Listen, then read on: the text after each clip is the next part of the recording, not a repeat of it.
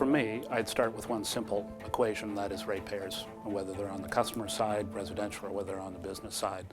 We need to ensure that we maintain an economic base here in Ontario, so we need to ensure all of these things that have been done over the past 10 to 15 years, different pieces, and now the privatization, et cetera, all coming at it as separate pieces, but the reality is it all comes down to a bill. And if that bill is not economic for a customer, then we're going to have trouble in the economy. So that's where I see the focus. I'm a great fan of privatization. I think it's absolutely the right move. There are a few complications. We've now got a government that wears two hats, one an 85% shareholder hat, and the other in control of the regulation, policies, and planning of the province. So we need to make sure that Hydro One is going to be successful in this new form.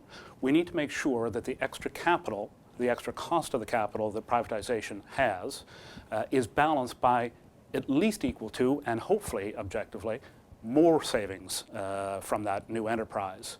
And so we need to have a regulator sitting in the middle with a table that's not tilted in one direction or another, that allows the company to have a proper incentive to make these savings, while at the same time ensuring that that the ratepayers and the shareholders both end up, in a level playing field.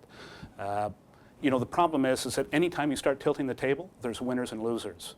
Winners tend to be kind of quiet, losers make noise, and that hurts government.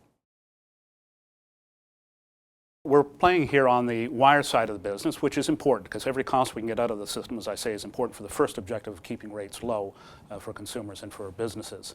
The generation side has got tremendous leverage on that, and that's what the whole privatization concept was all about, starting back in the UK, was to try and make costs competitive within the generation side.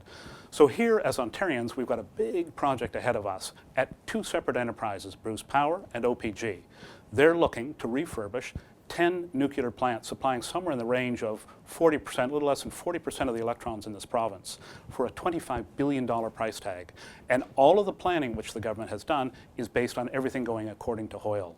These projects are difficult, they require close supervision, and I would argue if we thought privatization made sense for Hydro One, and if we saw the benefits from Bruce Power bringing back 4 unused units at Bruce Power so that now 8 are running, maybe we should be thinking about bringing some private sector expertise into OPG so that the tools of the private sector can be used in that side of the equation as well.